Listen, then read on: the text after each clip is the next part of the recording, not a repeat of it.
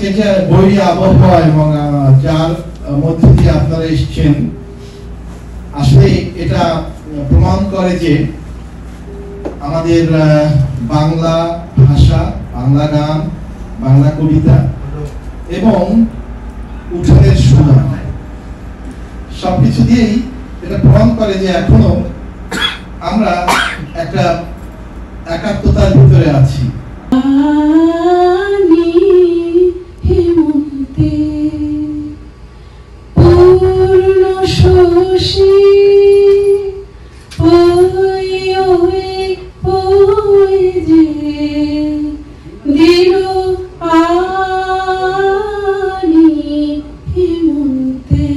সব মিলিয়ে এখানে বাল্মীকি, কিটস, বোদলেয়ার, আपोलिনার, জীবনানন্দ, 5 জন কবি।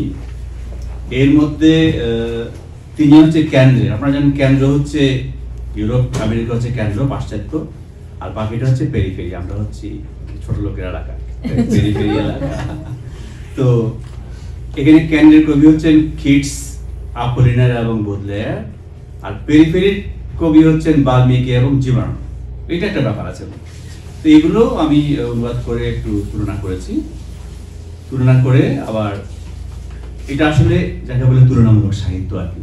তুলনামূলক সাহিত্যে যে কোনো 2টি বা 3টি 4টি 5টি সাহিত্যের তুলনা করা হয়। আর সাহিত্য মাত্র সাহিত্য না, সেই জাতি, তার চিন্তা ভাবনা, তার জীবনযাপন সবগুলো সাহিত্য উঠে আসে। এবং এতে আমরা বুঝি যে ইতিহাসে এবং ভূগোলে মানুষের জীবনযাপন এবং ধারণ কেমন ছিল। ইতিহাসে মানে যেমন ধরুন বাল্মীকির পক্ষে কি শেক্সপিয়ারের মতো লেখা সম্ভব, বা শেক্সপিয়ারের পক্ষে কি জীবনানন্দের মতো লেখা সম্ভব, কেন জীবনানন্দ অন্যরকম লেখেন, বাল্মীকি কেন অন্যরকম লেখেন, এটা একটা। আবার ফরাসিরা আর বাঙালিরা বা আফ্রিকানরা কি একরকম লেখেন, নিশ্চয়ই আলাদা লেখেন। কিন্তু আমরা সবাই তো মানুষ, একটাই প্রজাতি। আমাদের এই আলাদা আলাদা লেখা, এই বৈচিত্র্যের মধ্যে নিশ্চয়ই কোথাও একটা ঐক্য আছে।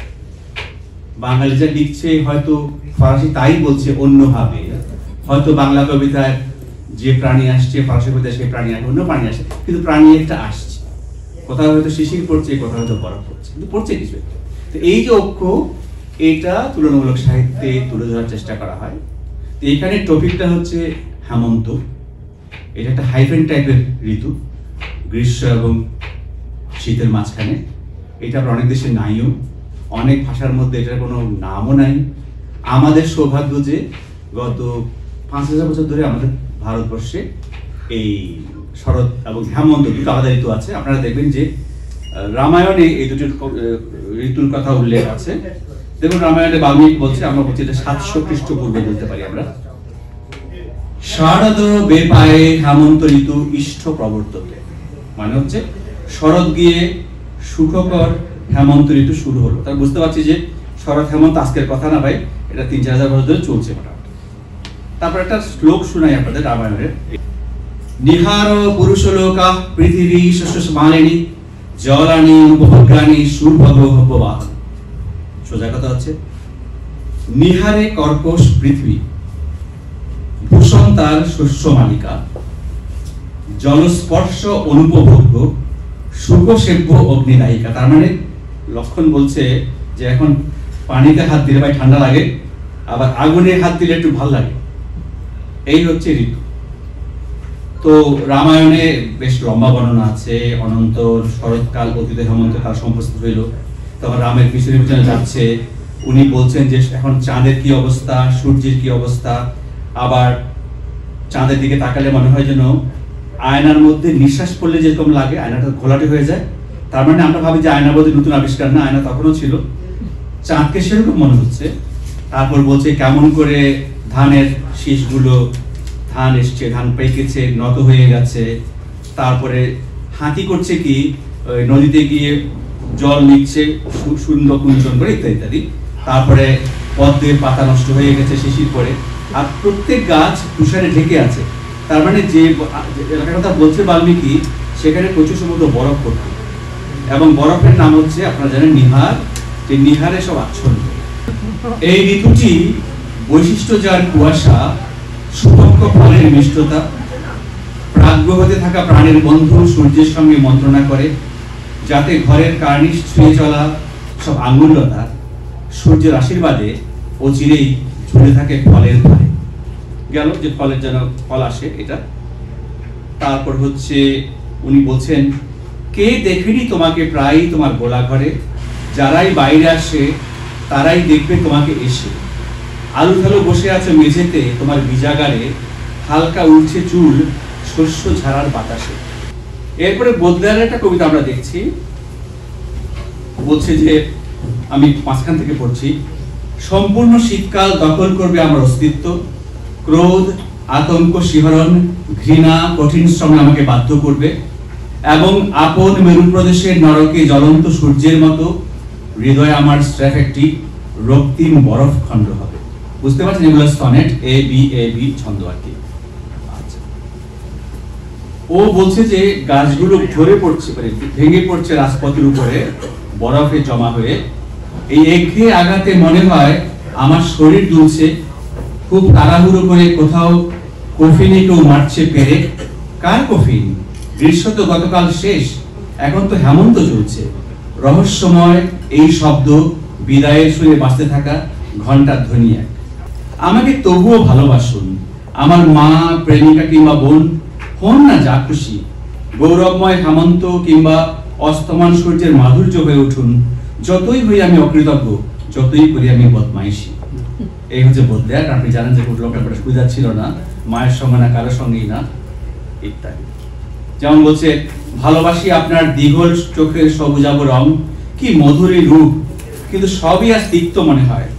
আপনার প্রেম উনান, উনান মানে কিন্তু বোদলেয়ারের কাছে কিন্তু সাধারণ উনান না, ওটা হচ্ছে মেয়েদের অঙ্গ। আপনার প্রেম উনান, গোসা ঘরে প্রবেশ করার ঢং, কিছুই সাগরে উচ্ছলিত সূর্য রশ্মির মতো দামি নয়, ইত্যাদি ইত্যাদি। যাই হোক, সময় নেই, অপেক্ষা করছে সমাধি কখন খাবে গিলে। আহা দিন না আমার কপালটা রেখে আপনার হাঁটুতে, গ্রীষ্মের দাবদাহ শুভ্রতা হারানো দুঃখ ভুলে পশ্চাৎ ঋতুর মিষ্টি হলদে এই রশ্মিটুকু স্বাদ দিতে। 20 বছরের পরে জন্ম নেয় 1880 সালে গিয়োম আপোলিনায়ার। তিনি 30 বছর বেঁচে ছিলেন। তার রচনা হচ্ছে এরকম, কুয়াশার ভিতরে বাঁকানো পায়ে এক কৃষক হেঁটে যায় এবং তার গরুটাও হেমন্তের কুয়াশায় ধীরে ধীরে। গরিব নিঃসংকোচ কুলেঘরগুলো মুখ ঢাকে এই কুয়াশায়। যেতে যেতে ওই কৃষক গুনগুন গান ধরে। গানটাতে প্রেম আর বিশ্বাসঘাতকতার কথা আছে। একটি আংটি এবং ভগ্ন একটি হৃদয়ের কথা বলে এই গান। হায় হেমন্ত, এই হেমন্ত ঋতুটা না গ্রীষ্মকে হত্যা করেছে।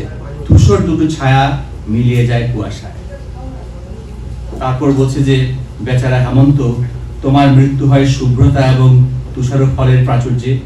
সবুজ চুলের মিষ্টি স্বভাবের যে বামন জলদেবীরা আকাশের গভীরে বাস করে এবং কখনো যারা ভালোবাসেনি, ঈগলেরা তাদের উপর দিয়ে উড়বে।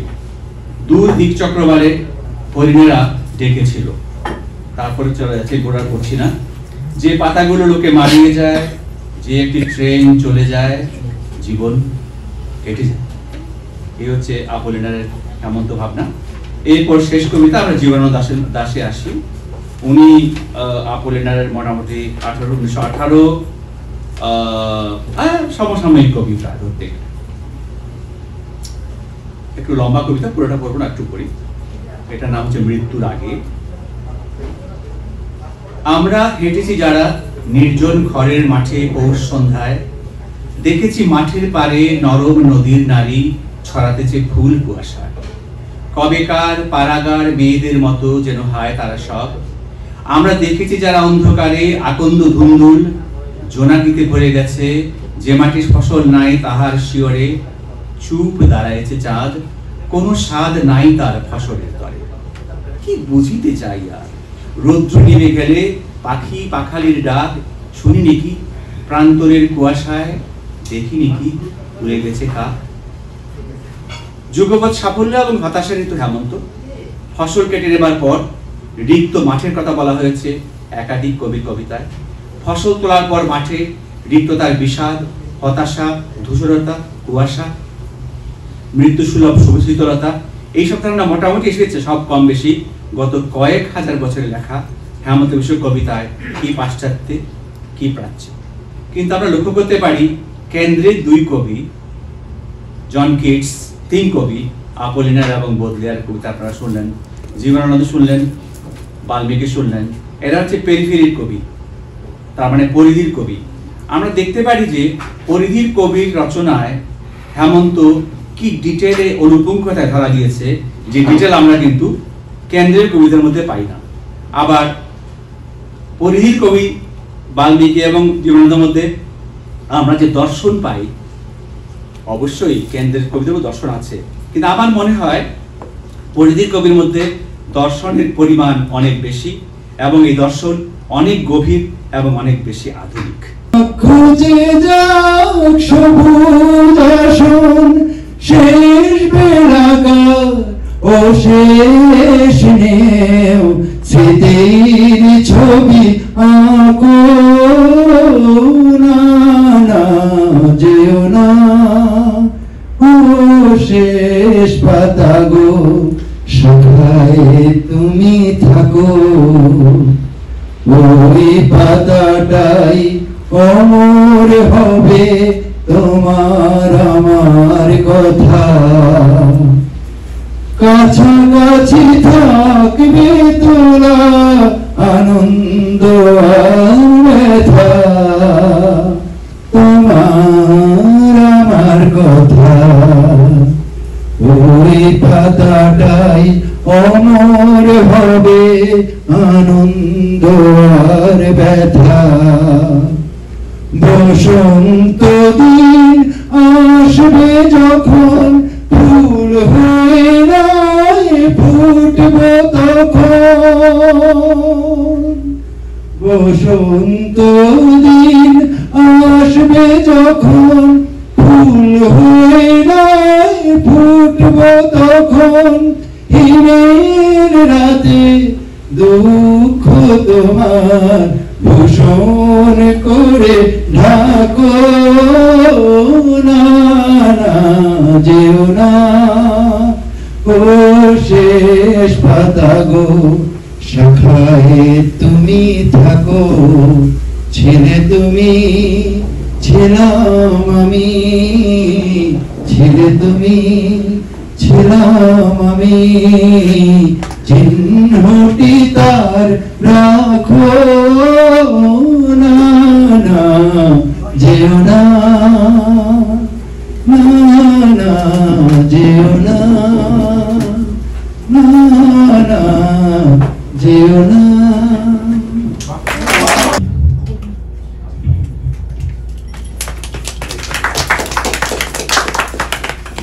আমার কবিতা পাঠাচ্ছে এই অনুষ্ঠান যতটুকু শুনলাম ততটুকুতেই আমি ভরে উঠলাম, বিশেষত শিশিরদার আলোচনা। এরকম একটি আলোচনা ঢাকাতেও আমরা আজকাল আর শুনতে পাই না। এই কারণে যে আসলে ওই ধরনের প্রোগ্রাম নিয়ে বা অ্যাটেনশন নিয়ে কেউ কোনো কাজ করতে চায় না। আজকে শিশিরদার আলোচনা থেকে অনেকে হয়তো তখন আসেননি, উনি এই যে হেমন্তের উপরে যে একটা তুলনামূলক সাহিত্য বিচার করলেন, সেটা আমার কাছে খুব অভূতপূর্ব লেগেছে। কয়েকটা বিষয় আমার খুব মনে ধরেছে। আমি বইটা আমার কবিতা পড়ার আগে ওইগুলো আমি বলতে চাই, যে না বললে আমার আবেগটা ঠিক মানে উঠবে না কবিতা পাঠের জন্য।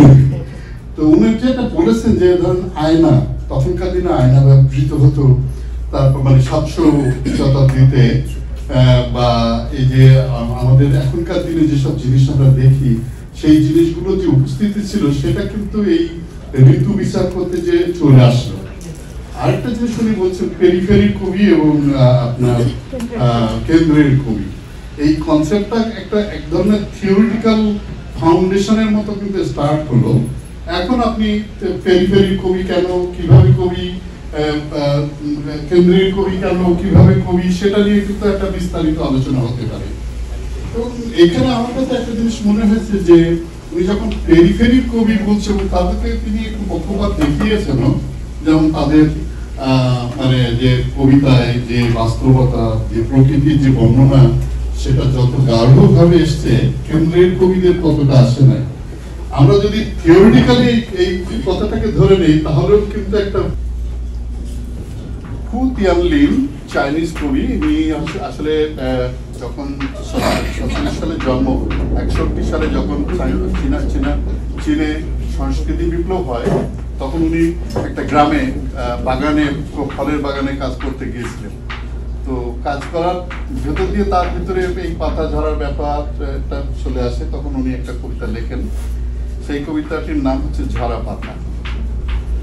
যখন সন্ধ্যার শেষ মেঘ উড়ে যায়, যখন শেষ ফলটা পাড়া হয়ে যায়, পাতারা নাচতে থাকে, শাখা থেকে ঝরে যায় একে একে। ঝরা পাতাগুলি কি মৃত? শরতের শূন্যতার গান গেও না, কারণ বসন্তের ডাক শুনতে পায় ওরা। তাই আবার তারা পৃথিবীতে মিলিত হতে চায়, পৃথিবীতে মিলিত হতেই আসে। এবার নাজিম হিকমতের কবিতা। নাজিম হিকমত তো আমরা জানি খুব বিপ্লবী কবি। সে যে এরকম প্রকৃতি নিয়ে কবিতা লেখে সেটাও আমার ধারণা ছিল না। আমার বরাবরই প্রকৃতির প্রতি আমার একটা টান, যার ফলে তার ওই বিপ্লবী কবিতার থেকে এই কবিতাটাই কেন যেন আমি অনুবাদ করে ফেলেছিলাম। এই পাতার নাম হচ্ছে পাতা ঝরা। 50,000 গল্প কবিতায় পড়েছি পাতা ঝরার বিষয়। 50,000 চলচ্চিত্রে 50,000 বার দেখেছি পাতা ঝরতে। পাতা ঝরে, গড়ায়, পচে, তাদের অন্তিম সুস্বর শব্দও শুনেছি 50,000 বার। পায়ের নিচে, হাতে, আঙুলের ডগায়, তবু পাতা ঝরতে দেখলে আবেগ তাড়িত হই।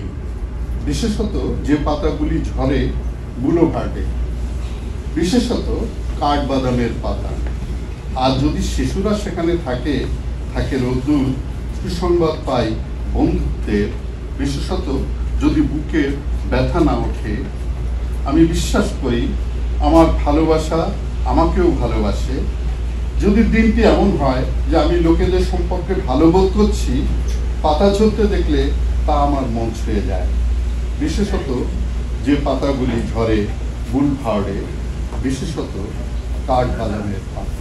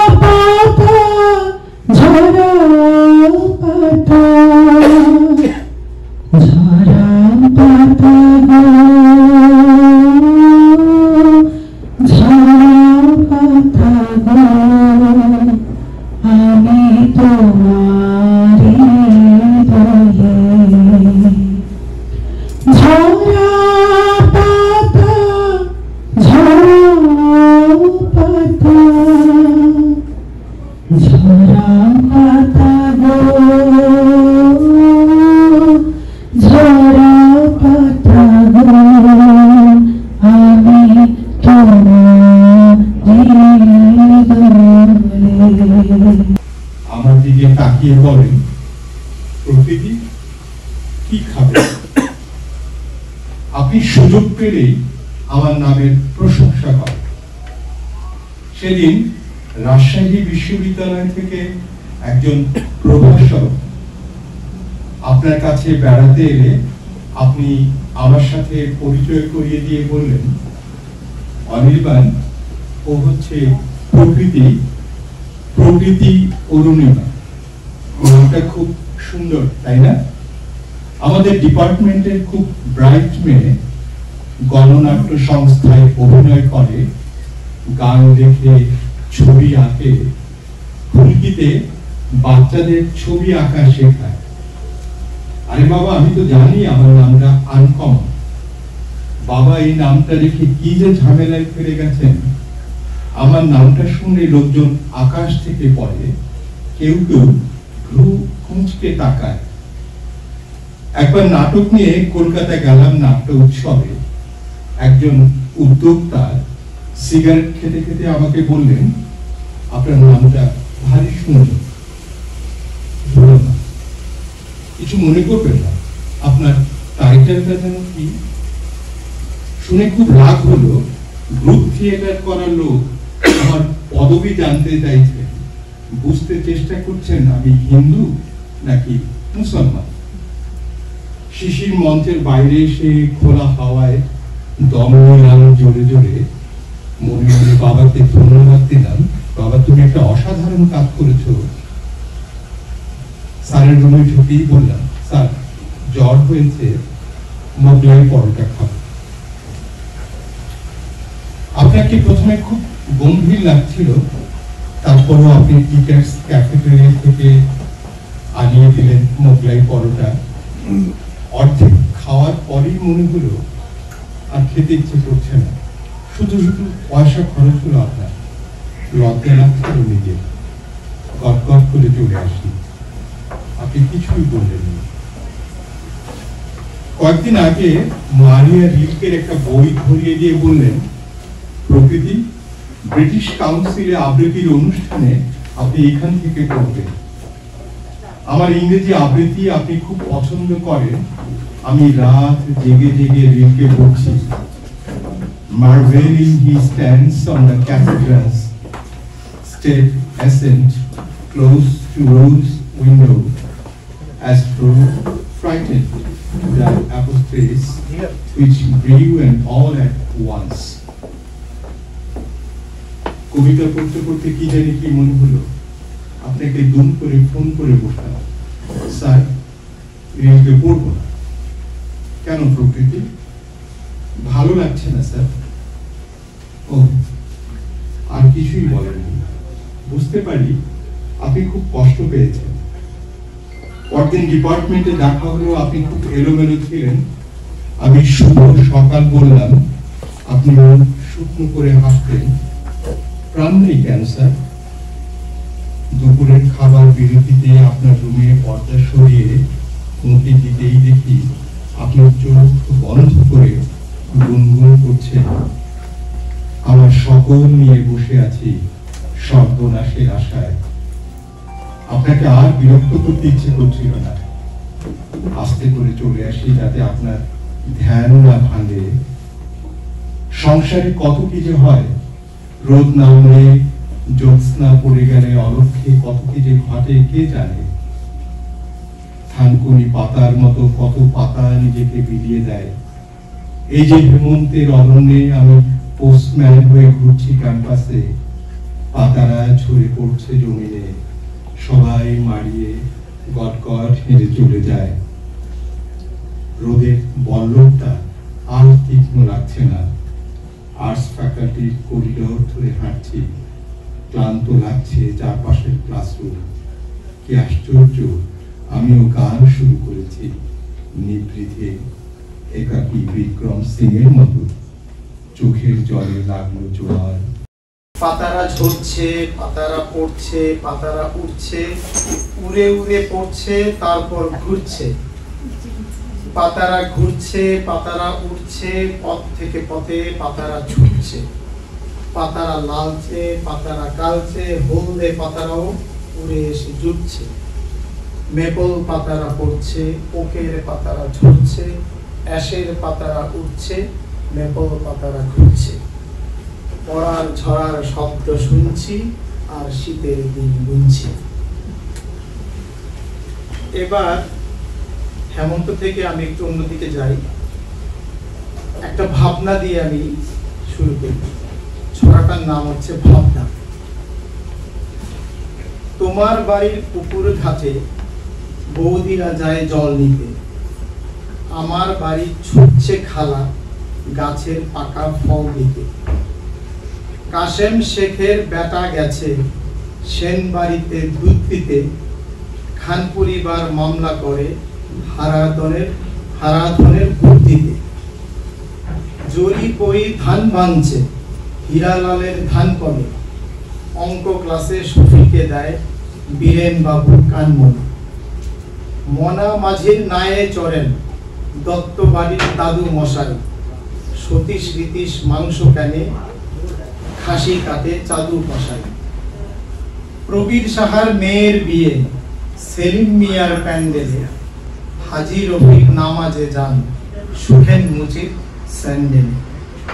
ঘোষবাবুদের কালো জামে কামড় বসায় তোরাওয়ালি, চৌধুরীদের বাগান সাজায় অসিত ভীতিপর জগা মানে আমি তুমি এসব করি নিত্যদিনই না ভেবে ভেবে চিনতে বলো এবার পক্ষ তুমি কার নেবে।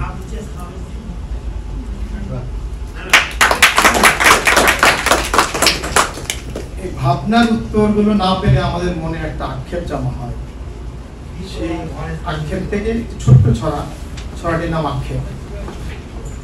বেচতে গেছি দুঃখের হাতে দুঃখকে, কেউ কেনে না সবাই বলে দুঃখকে। কিনতে গেছি সুখের হাতে সুখটাকে, কেউ বেচে না সবাই বলে সুখটাকে। দুঃখের সাথেই সুখ থাকে রে এক হাতে, সুখের পাশেই দুধ বেচারা ব্যাগ হাতে। আমাদের চারপাশের মানুষরা কেউ শান্ত, কেউ সুবোধ, কেউ বা গোয়া, কেউ বোহেমিয়ান, কেউ বা পাগল। এবারে ছড়াটির নাম হচ্ছে পাগল সমাচার। ধনী হবার পাগলগুলো সহজ পথে ঘোরে, ধনী হয়েই সরল মানুষ ঘোরায় ওদের দড়ি। জমি কেনার পাগল বানায় মিথ্যে দলিল পর্চা, ভূমিদস্যু পদের লোভে করছে দেখো খরচা। নামের পাগল অল্প জেনেই কেমন ঊর্ধ্বগামী, জ্ঞানের পাগল নামধারীরা থাকছে না তো নাম। দখল করার পাগল রাখায় ডোবা নালা নদী, ওসব খেয়ে পোক্ত করে শাসক দলের গদি। কাব্যে পাগল, গানে পাগল, বুঝতে পারা শক্ত, দরগা দখল পাগল সকল 19 সালের ভক্ত। নেতা হবার পাগল যারা মেকি হাসি ঠোঁটে, সেই হাসিটা যায় মিলিয়ে হারবে যখন ভোটে। বুদ্ধিজীবী পাগলগণের চুল পেকে সব সাদা, তত্ত্ব কথায় মত্ত রাখেন সবার মনেই ধাঁধা। প্রেমে পাগল পাড়ার যুবক কামজ মোহে অন্ধ, ব্যর্থ প্রেমে বেতাল হয়ে জীবন চাকাই বন্ধ। প্রসূতি মা টকের পাগল, শিশুরা চায় মিষ্টি, শিল্পী পাগল প্রতিদিনই করছে নতুন সৃষ্টি। চাকরি ছোট বেতনও কম, করছে গাড়ি বাড়ি, ঘুষের পাগল সমঝে বলো রাজার কর্মচারী। ছোট্ট বড় পাগল আছে ব্যস্ত নানান খেলায়, খেলা শেষে পাগল যাবে পাবনা নামের জেলায়। পাগল পাবো নানা ভাবে ভিন্ন রকম পেশায়, মিহির পাগল আর কিছু নয় ছড়া লেখার নেশায়।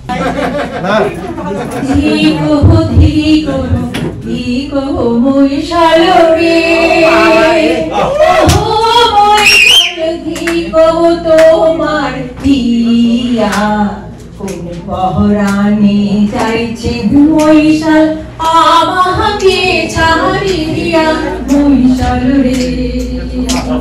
কোন পহরানি চাইছেন মহিষাল, আমাকে ছাড়িয়া মহিষাল রে। ও মহিষাল রে,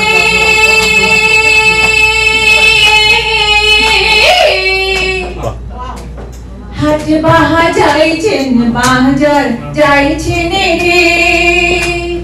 ওহো মহিষাল তিনি আনবেন কি, চেংরা হাবা পুরে নাল বাহাটুয়া, মোর হতাতের মিশি মহিষাল রে।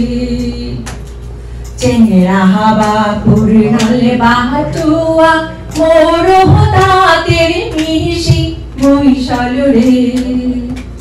ও মহিষাল রে,